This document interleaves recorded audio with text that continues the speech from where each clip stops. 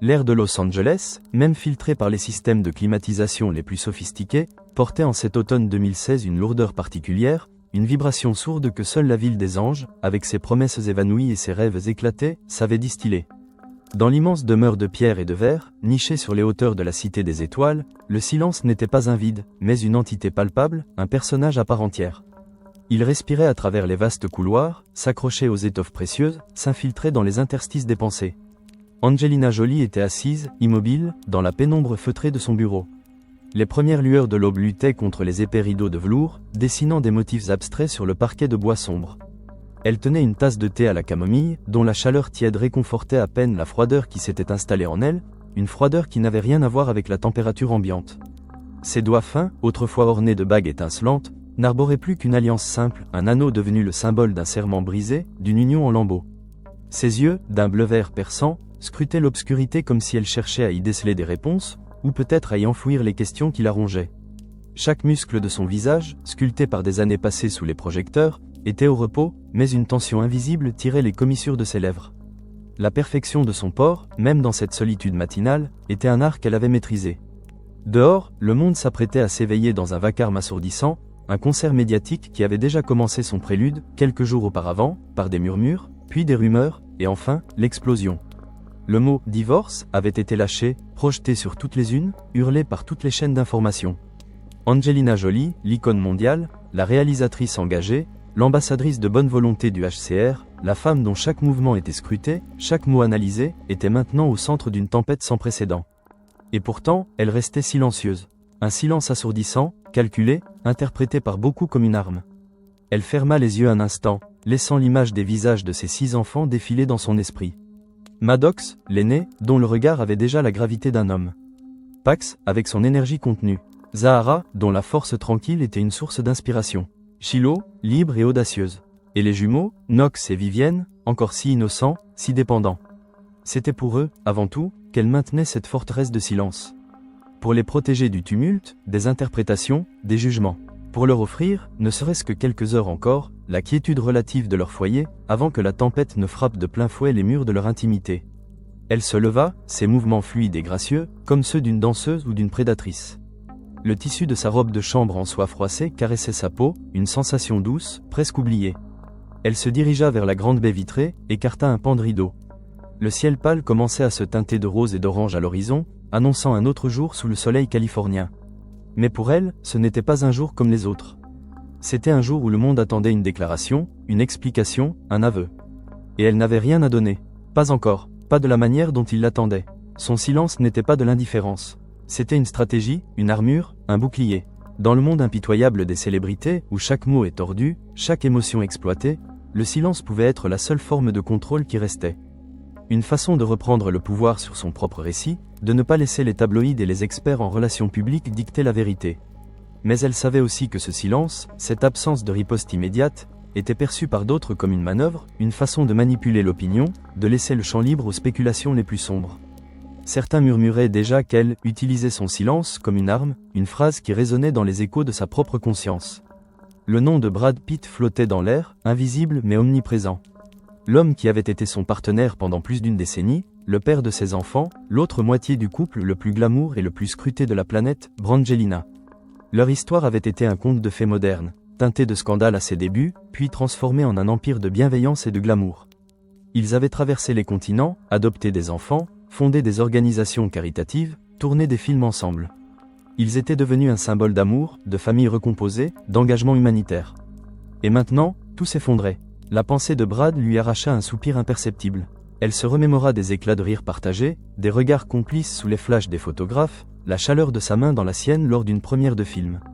Mais ces images étaient désormais ternies, recouvertes par l'ombre grandissante de la discorde, des désaccords irréconciliables. Les dernières semaines, les derniers mois même, avaient été une lente érosion de leur bonheur, un glissement inexorable vers le précipice. Les discussions étaient devenues des disputes, les silences des murs. Elle avait senti la fissure s'élargir, le lien se distendre, malgré tous leurs efforts, malgré l'amour qu'ils portaient à leurs enfants.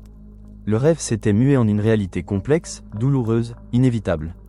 Une légère odeur de café fraîchement moulu commençait à flotter depuis la cuisine, signe que le personnel de maison s'éveillait.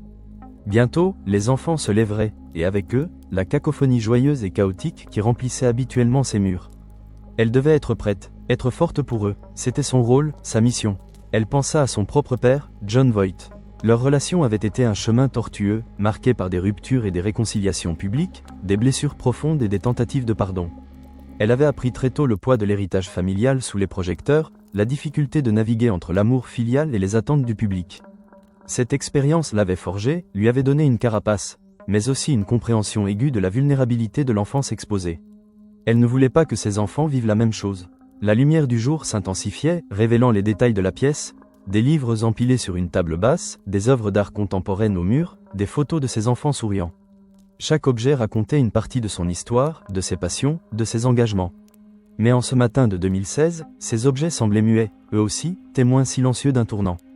Elle se rappela les innombrables interviews où elle avait parlé de l'importance de la famille, de l'amour, de la résilience.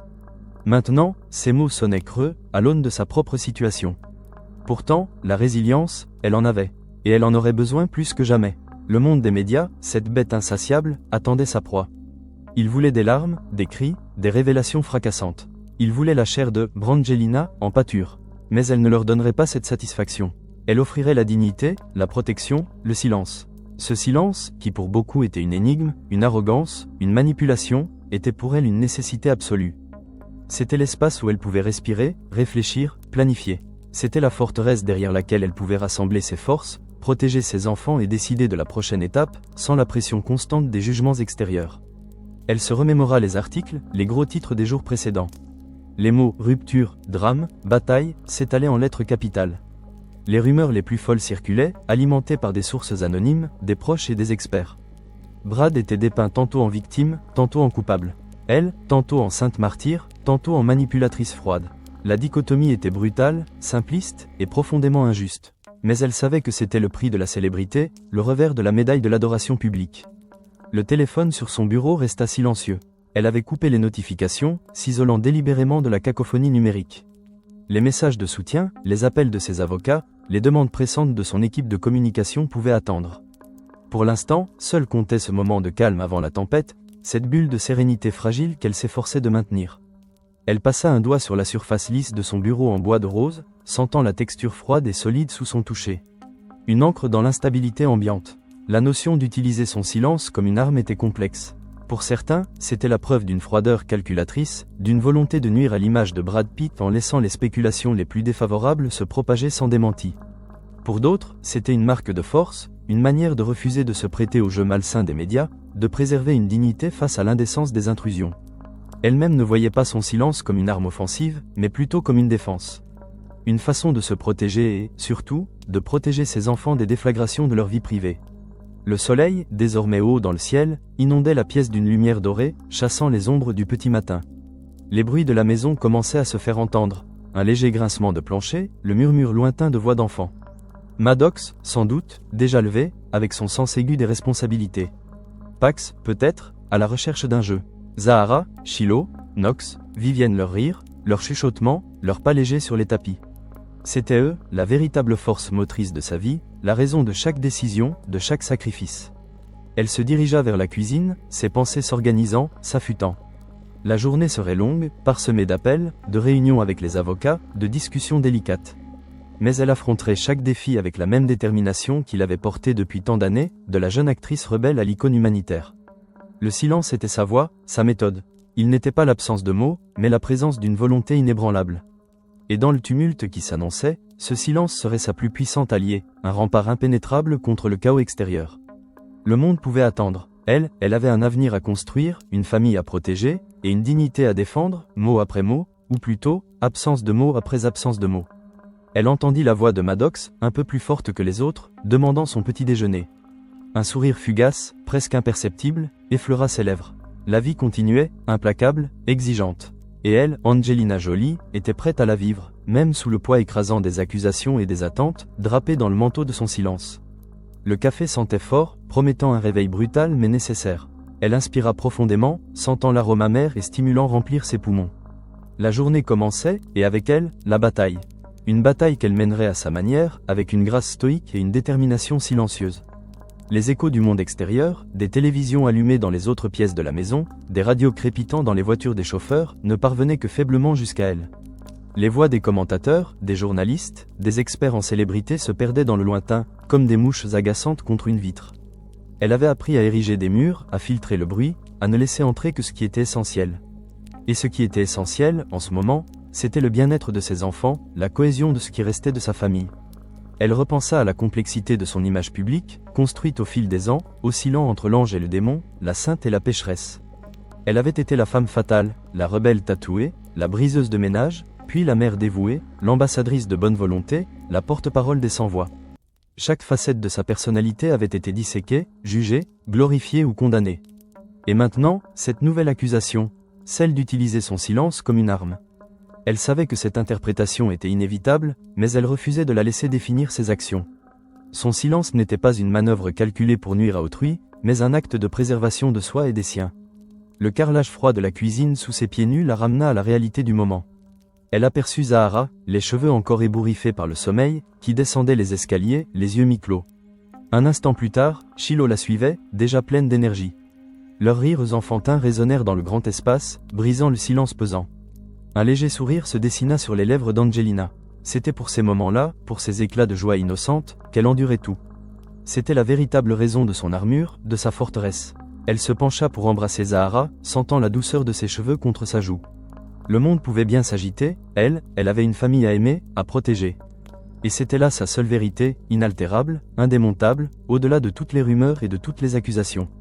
Le café était prêt. Elle versa une tasse, sentant la chaleur se diffuser dans ses mains. La journée était lancée. Le parfum enivrant du café, mêlé à des notes plus sucrées de céréales et de fruits frais, commençait à saturer l'air de la vaste cuisine. Zahara, les yeux encore lourds de sommeil mais déjà curieux, s'était blotti contre la jambe d'Angelina, tandis que Shiloh, une tornade blonde en pyjama, avait déjà investi le comptoir de l'îlot central, inspectant les bols et les boîtes de céréales avec l'enthousiasme d'une exploratrice découvrant un nouveau continent. Maddox, l'aîné, avait fait son apparition, plus silencieux, un livre à la main, son regard mature balayant la pièce avant de s'arrêter sur sa mère. Il avait cette gravité précoce qui lui donnait l'impression de porter le poids du monde sur ses jeunes épaules, une sagesse silencieuse qui résonnait étrangement avec la sienne. Angelina s'agenouilla pour étreindre Zahara, sentant la petite tête bouclée contre son épaule. La douceur de ce contact, la chaleur de cette petite main cherchant la sienne, étaient des encres précieuses dans la houle émotionnelle qui l'agitait. Elle se releva, un sourire forcé mais sincère éclairant son visage. « Bonjour mes amours », murmura-t-elle, sa voix douce, sans l'ombre de la tension qui bandait ses nerfs. Elle s'efforçait de créer une bulle de normalité, une routine inébranlable qui serait leur refuge. Les autres enfants commencèrent à descendre, apportant avec eux le joyeux chaos de leur jeunesse. Pax, avec son énergie débordante, se précipita vers le réfrigérateur, tandis que les jumeaux, Nox et Vivienne, encore à moitié endormis, se frottaient les yeux, leurs petites silhouettes fragiles cherchant le réconfort de la présence maternelle. La cuisine s'anima d'un ballet de mouvements, de chuchotements, de rires étouffés. Angelina veilla à ce que chacun ait ce qu'il désirait, préparant des toasts, versant du lait, coupant des fruits. Chaque geste était mesuré, chaque parole choisie avec soin, pour ne laisser transparaître aucune faille, aucune fissure dans l'armure qu'elle portait pour eux. Pourtant, sous cette façade de sérénité, son esprit ne cessait de tourner. Elle entendait, ou plutôt sentait, le monde extérieur vibrer d'une impatience malsaine. Les télévisions, même éteintes, semblaient projeter les gros titres. Les téléphones, silencieux dans son bureau, résonnaient de messages non lus. Le silence de la maison, si précieux il y a quelques instants, se transformait lentement en un miroir, reflétant le silence assourdissant qu'elle maintenait face aux médias. Et elle savait que ce miroir était déformant, que son silence était interprété, décortiqué, transformé en une accusation. « Maman, on peut regarder un dessin animé après le petit déjeuner ?» demanda Vivienne, sa petite voix encore pleine de sable. « Bien sûr, ma puce », répondit Angelina, caressant les cheveux soyeux de sa fille. « Mais d'abord, on mange tout ça, d'accord ?» Elle observa ses enfants, leurs visages innocents, leurs préoccupations enfantines. Maddox, le plus âgé, était le plus sensible aux atmosphères. Il la regardait parfois avec une intensité qui trahissait une compréhension tacite, un pressentiment des choses non dites. Elle se demandait ce qu'il percevait, ce qu'il comprenait de la tension flottante, de l'absence grandissante de leur père. Elle avait déjà vu la douleur dans ses yeux, la confusion. Et c'était cette douleur qu'elle s'acharnait à contenir, à isoler, à ne pas laisser s'épanouir en pleine lumière. Après le petit déjeuner, une fois que les enfants furent installés dans la salle de jeu, leurs rires et leurs cris joyeux flottant à travers les murs, Angelina regagna son bureau. Le silence y était revenu, mais il était désormais différent, plus lourd, chargé d'attente. Elle alluma son téléphone, et aussitôt, l'écran s'illumina d'une rafale de notifications. Des appels manqués de ses avocats, de son agent, des messages de son équipe de communication. Elle les parcourut d'un œil là, sa décision déjà prise. Elle n'allait pas céder à la panique. Elle n'allait pas réagir dans la précipitation. Le premier appel fut pour Laura Vasseur, son avocate. La voix de Laura était calme, posée, mais teintée d'une urgence palpable. Angelina, les choses s'intensifient. Les médias sont en ébullition. L'équipe de Brad commence à laisser filtrer des informations, des sources proches parlent de son désarroi, de sa surprise. Ils tentent de le positionner comme la victime.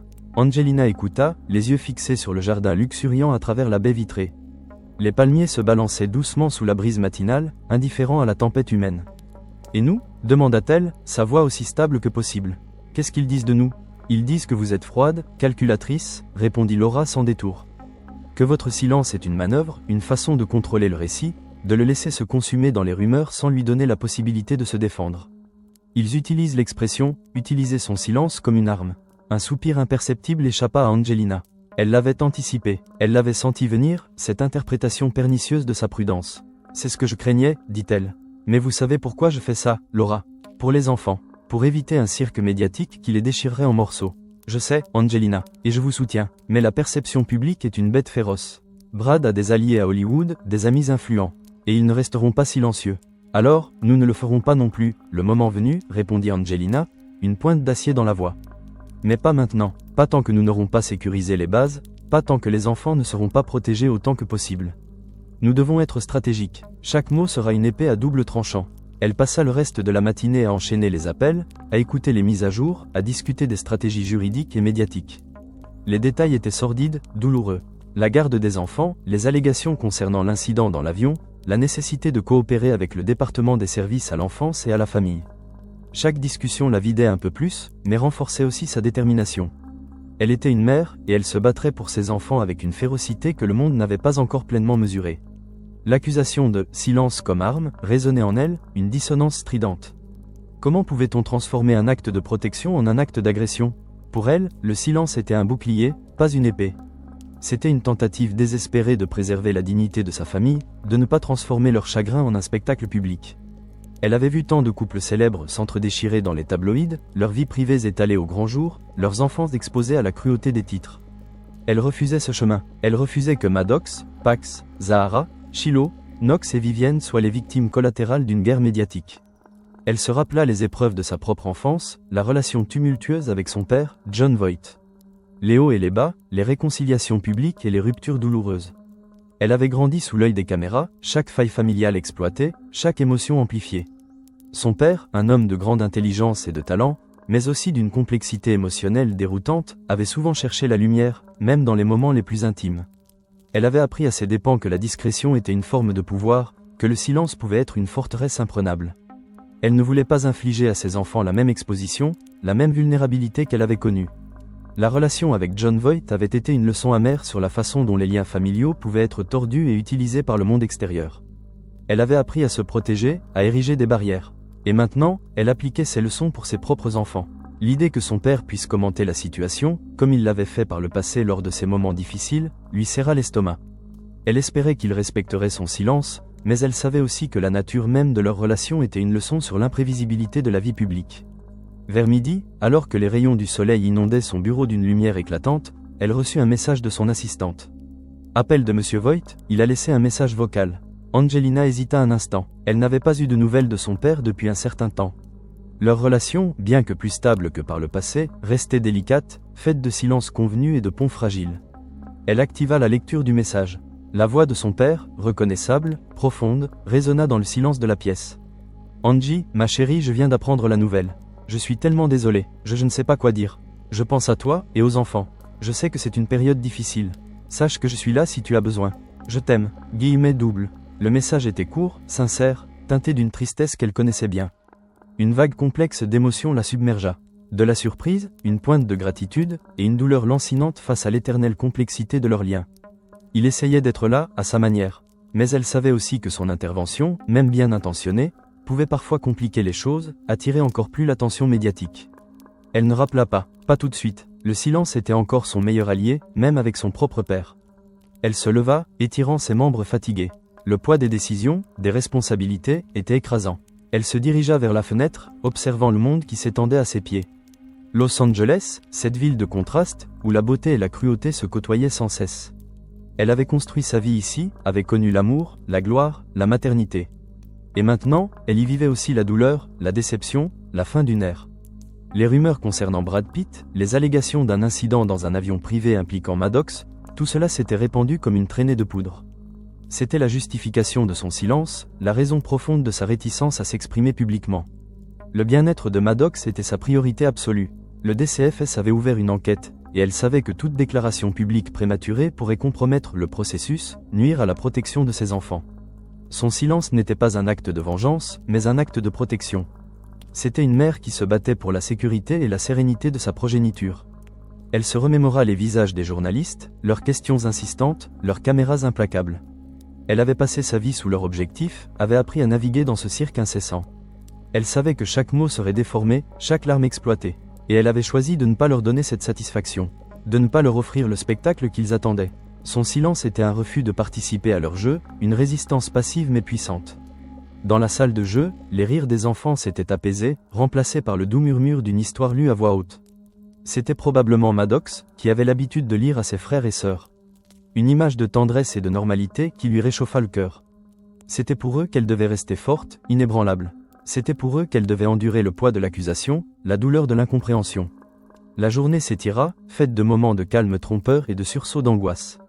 Les appels téléphoniques se succédaient, les stratégies s'affinaient, les scénarios s'échafaudaient. Elle était au centre d'un échiquier complexe, où chaque mouvement était scruté, chaque absence de mouvement interprété. Elle sentait le regard du monde peser sur elle, une pression invisible mais palpable. Elle dîna avec les enfants, essayant de maintenir une atmosphère légère et joyeuse. Elle écouta leurs histoires de la journée, leurs petites victoires et leurs petits chagrins. Elle les regarda rire, se chamailler, s'aimer. Et à chaque instant, elle se sentait plus ancrée dans sa décision. Ce silence n'était pas une faiblesse. C'était une force. C'était la manifestation d'une volonté farouche de protéger l'innocence qui l'entourait. Tard dans la soirée, après avoir bordé chaque enfant, après avoir écouté leurs prières et leurs chuchotements, elle se retrouva seule dans son bureau. La maison était plongée dans une pénombre douce, seulement éclairée par la lueur des étoiles de Los Angeles. Elle se versa un verre d'eau, le tint un instant dans ses mains, sentant la fraîcheur du verre contre sa peau. Elle repensa à Brad, à l'homme qu'elle avait aimé, avec qui elle avait construit cette famille, cette vie. La douleur de la séparation était une blessure profonde, toujours à vif. Mais la douleur de voir leur histoire, leur amour, leur famille, déchirée et jetée en pâture aux médias, était presque insupportable. Elle avait espéré une fin plus douce, plus privée, une transition respectueuse pour le bien de leurs enfants. Mais le monde des célébrités n'offrait pas ce luxe. Son silence était aussi une forme de deuil, une manière de pleurer la fin de leur union loin des regards indiscrets. C'était une tentative de se reconstruire, de se réorganiser, avant de devoir affronter le monde. Elle savait que beaucoup la jugeaient, qu'ils voyaient en elle une femme froide, calculatrice, manipulatrice. Mais elle ne pouvait pas contrôler leur perception. Elle ne pouvait contrôler que ses propres actions, ses propres motivations. Et ses motivations étaient pures, protéger ses enfants, préserver leur dignité, leur offrir un semblant de stabilité dans le chaos. Le silence, cette arme, qu'on lui reprochait, était en réalité son dernier rempart. C'était l'espace où elle pouvait respirer, où elle pouvait planifier, où elle pouvait être simplement une mère, loin des projecteurs. C'était une déclaration de souveraineté sur sa propre vie, sur son propre récit. Elle ne se laisserait pas dicter sa conduite par les tabloïds ou les opinions publiques. Elle choisirait son moment, ses mots, sa vérité. Elle se dirigea vers la grande bibliothèque de son bureau, ses doigts glissant sur les tranches des livres. Elle choisit un volume ancien, un recueil de poésie qu'elle aimait relire. Elle s'assit, ouvrant le livre au hasard. Les mots, la beauté des vers, l'éloignèrent un instant de la réalité pesante. Elle chercha le réconfort dans les voix des poètes, des penseurs, ceux qui avaient su transformer la douleur en art, le chaos en sens. La nuit s'épaississait, les lumières de la ville scintillaient au loin, une mer d'étoiles artificielles. Elle savait que le lendemain apporterait son lot de nouvelles accusations, de nouvelles spéculations. Mais elle était prête, elle avait trouvé sa force dans le silence, sa résolution dans l'amour inconditionnel pour ses enfants. Elle se blottit plus profondément dans le fauteuil, le livre posé sur ses genoux. Le silence n'était pas un vide, c'était une présence forte, inébranlable. Et dans ce silence, Angelina Jolie trouvait la paix, et la détermination d'affronter la tempête qui faisait rage autour d'elle. Le monde pouvait bien la juger, elle avait sa propre vérité, et elle la défendrait, non pas avec des mots, mais par la force tranquille de son silence. La nuit avait cédé la place à une aube plus pâle, plus incertaine que la veille. Les étoiles de Los Angeles s'étaient éteintes une à une, remplacées par une lumière laiteuse qui peinait à percer la fine couche de brume matinale. Angelina Jolie n'avait que peu dormi. Les vers des poètes n'avaient pu apaiser l'agitation qui régnait en elle, une marée montante d'appréhension et de détermination. Son silence, qui la nuit précédente lui semblait un bouclier impénétrable, commençait à se fissurer sous le poids de l'interprétation publique. Elle se sentait comme un navire solitaire en pleine tempête, les voiles rentrées, attendant le choc inévitable. Elle se leva avant même que les premiers rayons du soleil ne dorent les collines.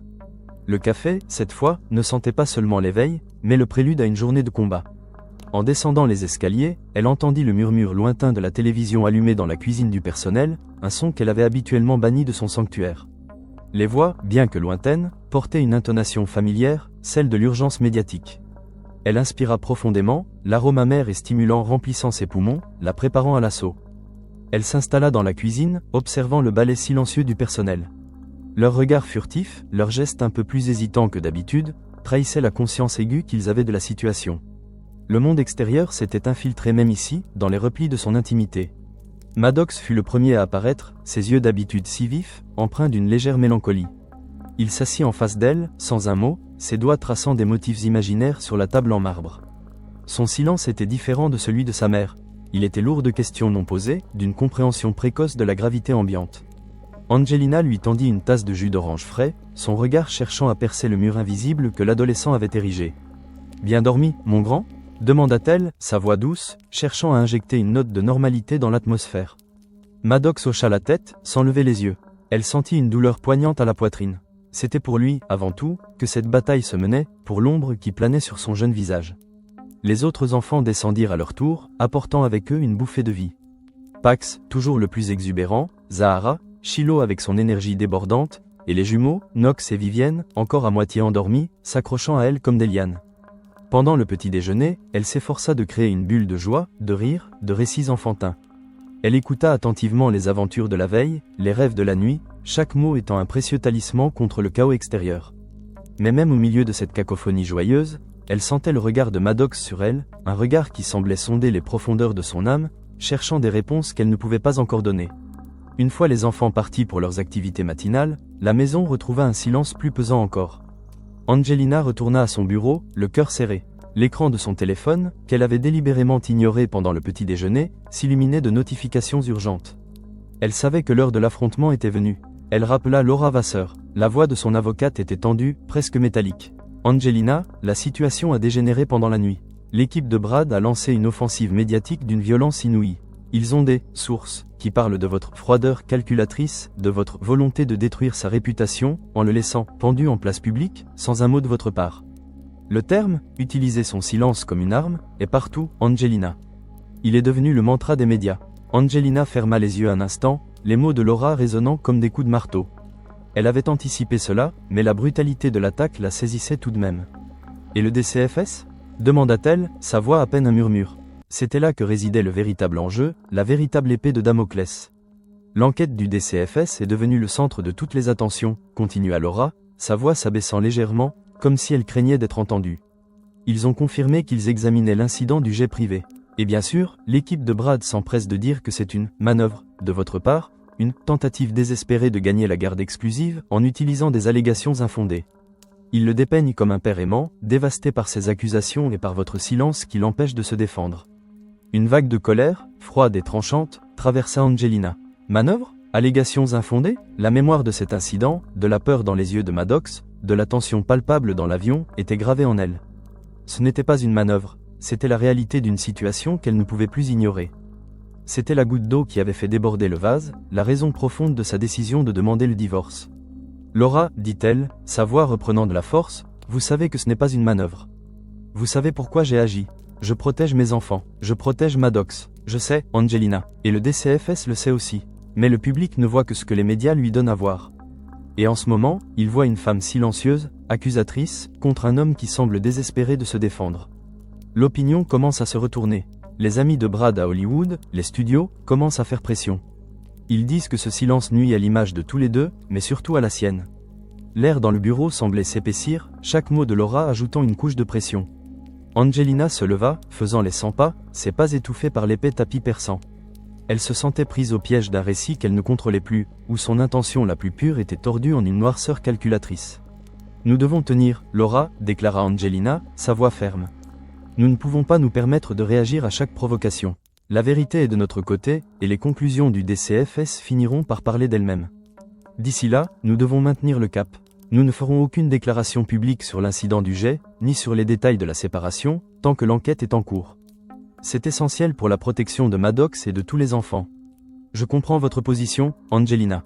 Mais la pression est immense. Brad a demandé une audience d'urgence pour la garde, prétendant que vous lui refusez l'accès aux enfants. C'est une tactique pour forcer votre main, pour vous faire parler, ou pour vous faire passer pour une mère aliénante. La nouvelle frappa Angelina comme un coup de poing. Une audience d'urgence. Cela signifiait que la bataille allait se déplacer des tabloïds aux tribunaux, avec des enjeux encore plus élevés. Il ne me laisse pas le choix, murmura-t-elle. Nous devons nous préparer. Je ne céderai pas sur la protection de mes enfants. La journée s'écoula dans une succession d'appels téléphoniques, de discussions juridiques complexes, de stratégies à affiner. Les avocats se succédaient, leur voix grave et mesurée, détaillant les risques, les options, les conséquences. Le dossier du DCFS était le point névralgique, le cœur de la tempête. Les allégations de comportement inapproprié de Brad Pitt à l'égard de Maddox, bien que non encore prouvées publiquement, étaient la justification principale de la demande d'Angelina pour la garde exclusive. Au milieu de cette tourmente, l'image de son père, Jon Voight, revint à son esprit. Son message vocal, teinté d'une sollicitude maladroite, résonnait encore. Elle savait que son père, avec sa propre histoire de relations familiales publiques et compliquées, comprendrait peut-être la complexité de sa position. Mais elle savait aussi que l'ombre de son propre passé familial, des déclarations de Jon Voight sur ses propres difficultés avec Angelina dans les médias, était une mise en garde. Elle ne voulait pas que ses enfants soient pris dans le même cycle d'exposition et de commentaires publics. Son silence était aussi une rupture avec ce schéma, une tentative de protéger sa progéniture d'un héritage qu'elle connaissait trop bien. Alors que le soleil commençait à décliner, peignant le ciel de Los Angeles de teintes pourpres et orangées, Laura Vasseur rappela, sa voix plus grave. Angelina, nous avons reçu une notification formelle. Le DCFS a terminé son évaluation initiale. Il recommande des mesures de sécurité pour les enfants, y compris des visites thérapeutiques supervisées avec Brad, et des conseils pour toute la famille. Un silence lourd plana entre elles. C'était le tournant. La confirmation par une entité officielle que ses préoccupations n'étaient pas infondées, que la sécurité de ses enfants était en jeu. C'était une validation amère, une victoire qui avait le goût de la défaite. Et la presse ? Demanda Angelina, sa voix étranglée. Le DCFS maintient son protocole de confidentialité. Mais les rumeurs vont bon train. L'équipe de Brad va tenter de minimiser cela, de le présenter comme une procédure standard. Mais le fait est que la recommandation de visite supervisée est une validation de vos inquiétudes. Angelina se sentit à la fois soulagée et accablée. Soulagée d'avoir été écoutée, d'avoir ses préoccupations reconnues. Accablée par la perspective de la bataille juridique et médiatique qui allait s'ensuivre. Son silence, qui avait été perçu comme une arme, était maintenant justifié. Mais le prix à payer était immense. Nous devons faire une déclaration, Angelina, dit Laura, brisant le silence. Pas sur les détails de l'enquête, mais sur la mise en place de ces mesures. Nous devons reprendre la main sur le récit. Nous ne pouvons plus laisser leur silence être interprété comme une attaque. Nous devons montrer que c'est une mesure de protection. Angelina resta silencieuse un long moment. L'idée de s'exprimer publiquement, même de manière mesurée, la répugnait. Elle avait voulu protéger ses enfants du cirque médiatique, et maintenant, elle était forcée d'y entrer. Mais Laura avait raison, le silence, à ce stade, n'était plus un bouclier.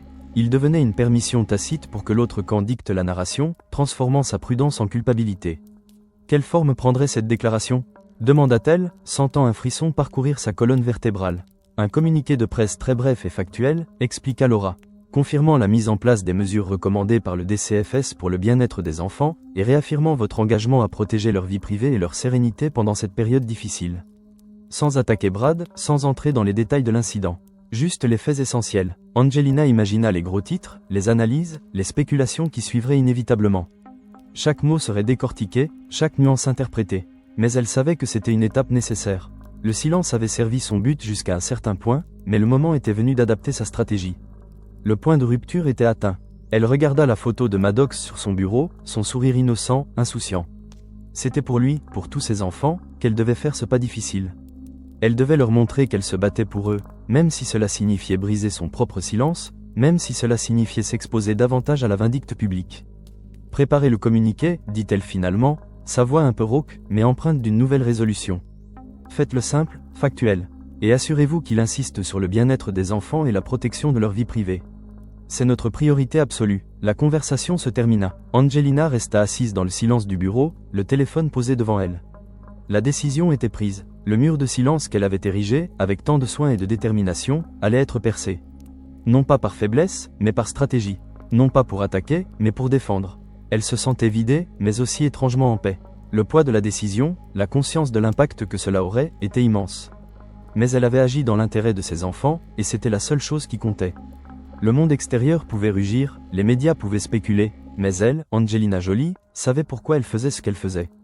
La nuit tomba sur Los Angeles, les lumières de la ville s'allumant une à une, comme des promesses lointaines. Les enfants étaient couchés, la maison était calme. Elle se dirigea vers la chambre de Maddox, ouvrit doucement la porte. Il dormait profondément, son visage d'ange serein dans la pénombre. Elle s'agenouilla près de son lit, caressant doucement ses cheveux. Le souvenir de l'incident dans l'avion, la peur dans ses yeux, la douleur qu'elle avait ressentie pour lui, tout cela se bousculait en elle. C'était pour qu'il retrouve cette sérénité, cette innocence, qu'elle menait cette guerre. Elle revint dans son bureau, s'assit devant son ordinateur. Elle écrivit quelques phrases, des mots qui n'étaient pas destinés au public, mais à elle-même, une sorte de journal intime silencieux. Le silence n'est pas une arme quand il est un bouclier. Mais parfois, même un bouclier doit être abaissé pour montrer la vérité. Et la vérité est que je me batte pour eux. Toujours. Le matin suivant, le communiqué de presse serait envoyé. Le monde réagirait, les débats s'intensifieraient. Mais elle avait fait son choix. Elle avait brisé son silence, non pas pour se défendre elle-même, mais pour donner une voix à la protection de ses enfants. Le climax était là, le point de non-retour franchi. La bataille entrait dans une nouvelle phase, plus publique, plus brutale. Mais Angelina était prête. Elle avait trouvé sa force dans l'amour maternel, une force plus puissante que toutes les accusations, plus forte que tous les jugements. Le silence était rompu, mais la détermination, elle, restait inébranlable. Elle sentit l'air frais de la nuit entrer par la fenêtre légèrement entr'ouverte, caressant sa peau. Les parfums de jasmin et de chèvrefeuille du jardin montaient jusqu'à elle, des notes douces et réconfortantes au milieu du tumulte. Elle ferma les yeux, se concentrant sur ses sensations, sur la vie qui continuait, malgré tout. Le bruit lointain des voitures sur les autoroutes de Los Angeles était comme une respiration constante de la ville, un rappel que le monde ne s'arrêtait jamais, que la vie allait toujours de l'avant. Et elle aussi, elle devait aller de l'avant, pour ses enfants. Elle se remémora les visages de ses 6 enfants, chacun unique, chacun précieux. Maddox, le protecteur en devenir, avec sa sagesse précoce. Pax, l'artiste, l'âme sensible. Zahara, la force tranquille, le roc. Shiloh, l'esprit libre, l'aventurière. Knox et Vivienne, les jumeaux, symboles d'une innocence encore intacte.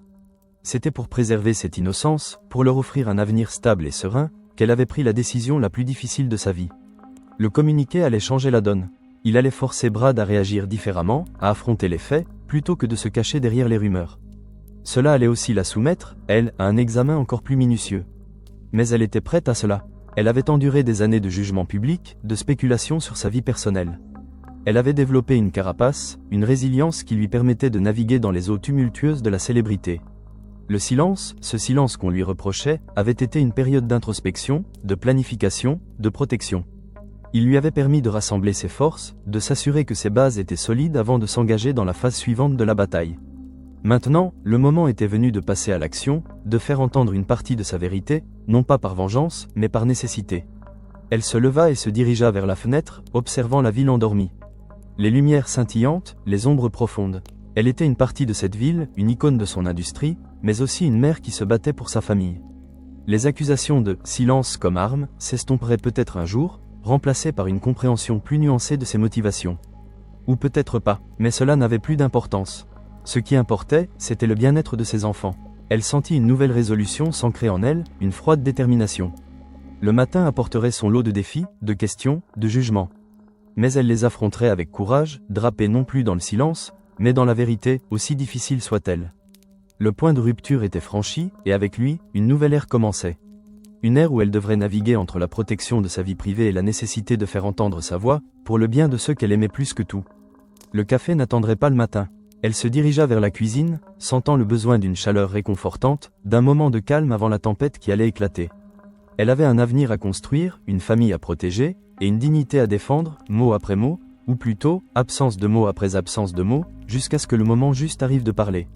Et ce moment était enfin là. La bataille était loin d'être terminée, mais la première escarmouche décisive avait eu lieu, et elle était prête pour la suite. Le matin suivant, le ciel de Los Angeles, dès ordinaire si généreux en lumière, semblait hésiter, drapé d'un voile grisâtre qui reflétait l'incertitude ambiante. Dans le bureau d'Angelina Jolie, LR était chargé d'une tension électrique, palpable comme l'orage qui menace. Le communiqué de presse, rédigé avec une précision chirurgicale, était prêt. Chaque mot avait été pesé, sous-pesé, chaque virgule placée avec l'intention de protéger, non d'attaquer. Il annonçait simplement la mise en place de mesures de soutien pour le bien-être des enfants, recommandées par le département des services à l'enfance et à la famille, et réitérait son engagement à préserver leur vie privée et leur sérénité. C'était une déclaration factuelle, dépourvue des émotions apparentes, mais derrière chaque terme se cachait une mère en guerre, prête à tout pour sa progéniture. À l'heure convenue, le communiqué fut envoyé aux agences de presse. Angelina était assise à son bureau, les mains croisées sur le bois poli, le regard fixé sur l'écran de son téléphone qui restait obstinément silencieux, comme une bête endormie avant son réveil brutal. Elle sentait le monde retenir son souffle, puis, presque immédiatement, une onde de choc se propageait à travers le réseau invisible des médias. Son silence, si long, si lourd, venait d'être brisé, non par un cri de douleur ou de colère, mais par une affirmation tranquille de sa détermination. Les premières réactions ne tardèrent pas. Son téléphone, qu'elle avait laissé vibrer cette fois, commença à s'agiter de manière frénétique. Les appels de Laura Vasseur, de son agent, de son équipe de communication se succédaient, porteurs de l'écho du tumulte extérieur. Les chaînes d'information en continu avaient basculé sur l'information, les gros titres s'affichaient en lettres capitales, analysant chaque phrase, chaque nuance du communiqué. Angelina Jolie rompt le silence, DCFS intervient dans le divorce des Brangelina, des mesures de sécurité pour les enfants. La narration avait pivoté, le silence accusateur était désormais remplacé par une action concrète, une validation officielle de ses inquiétudes. Pourtant, la machine médiatique était loin d'être apaisée. L'équipe de Brad Pitt, prise de court par la rapidité et la sobriété du communiqué, réagit avec une fureur contenue. Des sources proches de l'acteur commencèrent à inonder la presse de contre-narratifs, minimisant l'implication du DCFS, présentant les mesures comme de simples procédures standards, et dépeignant Brad comme un père désespéré, privé de ses enfants par une ex-épouse, calculatrice et vindicative. Le terme « utiliser son silence comme une arme » se transforma en « utiliser le DCFS comme une arme », une accusation tout aussi pernicieuse, mais désormais dirigée vers la prétendue manipulation du système. Angelina écoutait les rapports de Laura Vasseur avec une froide résignation. Elle avait anticipé cette contre-attaque. C'était le jeu, la danse macabre des célébrités en divorce. Ce qui importait, c'était la vérité derrière les titres, la réalité des mesures mises en place pour ses enfants. Elle savait que le chemin serait long et ardu, parsemé de pièges et de manœuvres. La bataille juridique s'intensifia. Les audiences préliminaires pour la garde des enfants devinrent des joutes verbales acharnées. Les avocats de Brad Pitt tentèrent de discréditer les allégations, de remettre en question la nécessité de visites supervisées, plaidant pour un accès immédiat et non restreint. Angelina, elle, restait ferme, appuyée sur les recommandations du DCFS et le témoignage silencieux de Maddox. Le bien-être de ses enfants était son seul et unique moteur. Elle passait des heures avec ses avocats, révisant des documents, écoutant des conseils, son visage impassible trahissant rarement l'épuisement qui la rongeait de l'intérieur. Les enfants, quant à eux, étaient au centre de toutes les attentions, bien que protégés du tumulte direct autant que possible. Les visites supervisées de Brad avec Maddox et les autres enfants se déroulaient dans un cadre thérapeutique, loin des regards indiscrets. Angelina veillait à ce que leur routine soit maintenue, que leur éducation ne souffre pas de cette période de transition. Elle était là pour eux, à chaque instant, leur offrant un refuge de stabilité et d'amour au milieu de la tempête. Elle lisait des histoires à Knox et Vivienne, aidait Shiloh avec ses devoirs, écoutait les confidences de Zahara et discutait avec Maddox des livres qu'il lisait. Chaque interaction était une encre, un rappel de ce pourquoi elle se battait. Maddox, en particulier, portait le poids de l'incident. Son silence, autrefois teinté de curiosité enfantine, avait pris une nouvelle profondeur, une gravité qui inquiétait Angelina. Elle passait des moments privilégiés avec lui, lui offrant un espace sûr pour s'exprimer, ou simplement pour être silencieux. Elle sentait son besoin de protection, son désir de comprendre, et elle s'efforçait de lui fournir la force et la clarté dont il avait besoin, sans jamais trahir la confiance des professionnels impliqués dans l'enquête. Les mois passèrent, et la situation évolua lentement, mais inexorablement. Le DCFS, après une enquête approfondie, conclut qu'aucune accusation de maltraitance physique n'était fondée contre Brad Pitt, mais maintint des recommandations pour des thérapies familiales et des visites supervisées initiales, reconnaissant la nécessité de reconstruire la confiance et de soutenir les enfants dans cette transition. Ce n'était pas une victoire éclatante, mais c'était une validation de ses préoccupations, une reconnaissance que la situation n'était pas aussi simple que les médias avaient voulu le faire croire. Angelina accepta ces conclusions, comprenant que la justice ne serait jamais aussi rapide ou aussi simple que les attentes du public.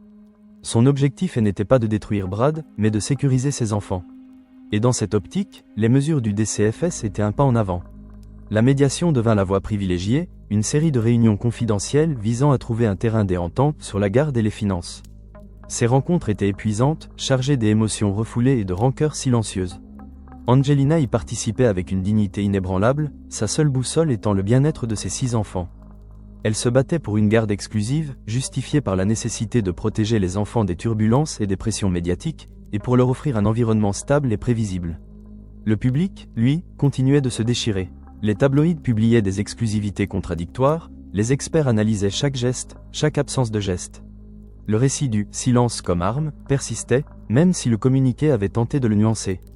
Pour certains, Angelina était une héroïne, une mère courageuse protégeant ses enfants. Pour d'autres, elle était une manipulatrice froide, utilisant tous les moyens à sa disposition pour nuire à son ex-mari. Elle avait appris à ignorer ses voix extérieures, à ne se fier qu'à sa propre conscience et à l'amour qu'elle portait à sa famille. La relation avec son père, Jon Voight, resta complexe. Après son message vocal initial, il s'était fait discret, respectant, pour une fois, son besoin de silence. Angelina appréciait cette retenue. Elle avait appris de son passé la valeur de la discrétion, la nécessité de protéger l'intimité familiale des projecteurs. Elle ne voulait pas que ses propres enfants subissent le même cirque médiatique que celui qu'elle avait connu dans sa jeunesse, avec les déclarations publiques de son père sur leurs différends. Ce respect mutuel, bien que fragile, était une petite victoire personnelle au milieu du chaos. Au fil des ans, le divorce de Brangelina devint l'un des plus longs et des plus complexes de l'histoire des Hollywood. Leur nom, autrefois synonyme de glamour et de puissance, était désormais associé à une bataille légale interminable. Angelina continua de se battre pour la garde exclusive, arguant que cela était dans l'intérêt supérieur de ses enfants, en particulier de Maddox, dont le témoignage et les préférences devinrent un point central des discussions. Le dénouement immédiat de 2016 à 2017 vit l'établissement d'un accord de garde temporaire, avec des visites thérapeutiques supervisées pour Brad et Angelina conservant la garde physique principale. Ce n'était pas la fin du chemin, mais un jalon significatif. Elle avait réussi à obtenir les mesures de protection qu'elle jugeait essentielles. L'impact de cet événement sur Angelina Jolie fut profond et durable. Son image publique, déjà complexe, fut redéfinie. Icône glamour, ambassadrice humanitaire, la réalisatrice engagée, devint aussi la mère farouche, la combattante silencieuse qui avait osé défier l'une des figures les plus puissantes des Hollywood pour le bien de ses enfants. Le « silence comme arme » devint une partie intégrante de son récit, mais elle le transforma en un symbole de sa détermination et de sa discrétion. Elle ne parlait que lorsque c'était absolument nécessaire, choisissant ses mots avec une précision accrue, toujours avec un œil sur la protection de sa famille. Professionnellement, elle continua son travail humanitaire avec le HCR, amplifiant sa voix pour les réfugiés et les victimes de conflits. Son expérience personnelle, la douleur et la résilience qu'elle avait montrées, ajoutèrent une nouvelle profondeur à son engagement. Elle devint un exemple de force féminine, une figure qui, même sous le feu des projecteurs, ne transigeait pas sur ses principes et ses priorités. Personnellement, elle reconstruisit sa vie autour de ses enfants. La grande demeure de Los Angeles, autrefois le théâtre de rire partagé avec Brad, devint un sanctuaire de paix et de créativité. Elle y cultiva une atmosphère de normalité, de sécurité, où Maddox, Pax, Zahara, Shiloh, Knox et Vivienne pouvaient grandir loin des flashs et des gros titres. Elle les éleva avec un mélange d'amour inconditionnel, de discipline et d'ouverture sur le monde, les encourageant à trouver leur propre voie, leur propre chemin. La famille élargie, celle qu'elle avait bâtie par l'adoption et la naissance, devint son roc, sa source de joie et de force. Les liens entre les frères et sœurs se renforcèrent, unis par les épreuves traversées. Maddox, en particulier, grandit en un jeune homme réfléchi et protecteur, développant une relation profonde et unique avec sa mère, basée sur la confiance et une compréhension mutuelle des défis de la vie sous les projecteurs. Le Brangelina, en tant que phénomène culturel, s'éteignit, laissant derrière lui le souvenir d'un couple iconique, mais aussi la leçon amère de la fragilité des contes de fées hollywoodiens. Leur divorce rappela au monde que derrière le glamour et la perfection des tapis rouges se cachaient des êtres humains avec leurs luttes, leurs douleurs et leurs décisions difficiles. Angelina, elle, émergea de cette période transformée. Le silence, qu'on lui avait reproché d'utiliser comme une arme, était devenu sa signature, sa manière de naviguer dans un monde avide de sensationnalisme. Il n'était pas un vide, mais une présence, une force tranquille qui lui permettait de se protéger et de protéger les siens. Elle avait appris que la véritable puissance ne résidait pas dans le bruit, mais dans la capacité à choisir quand et comment elle s'exprimait, à défendre ses valeurs avec une dignité inébranlable. Des années plus tard, les échos de la bataille juridique continuaient de se faire entendre, mais l'essentiel était acquis. Les enfants avaient grandi, épanouis, et Angelina avait maintenu sa position, protégeant leur intimité et leur bien-être. Le silence, cette stratégie controversée, avait finalement porté ses fruits, offrant à sa famille un havre de paix relatif dans un monde de chaos. Dans la grande demeure californienne, les rires des enfants, devenus adolescents et jeunes adultes, résonnaient toujours, mais avec une nouvelle maturité. Les lumières de la ville scintillaient au loin, un rappel constant de l'œil du public. Angelina, assise dans son bureau, les mains sur un livre, regardait le jardin baigné par la lumière douce du crépuscule. Elle avait traversé la tempête, non sans cicatrices, mais avec une force renouvelée. Le silence, autrefois une arme, était devenu son sanctuaire, le lieu où elle pouvait être simplement elle-même, une mère, une femme, une âme résiliente. La bataille était finie, mais le voyage continuait, porté par elle l'amour indéfectible d'une mère pour ses enfants, et par la force tranquille de son propre chemin. Le monde pouvait bien juger, elle avait sa vérité, forgée dans le silence et l'amour, et c'était tout ce qui comptait.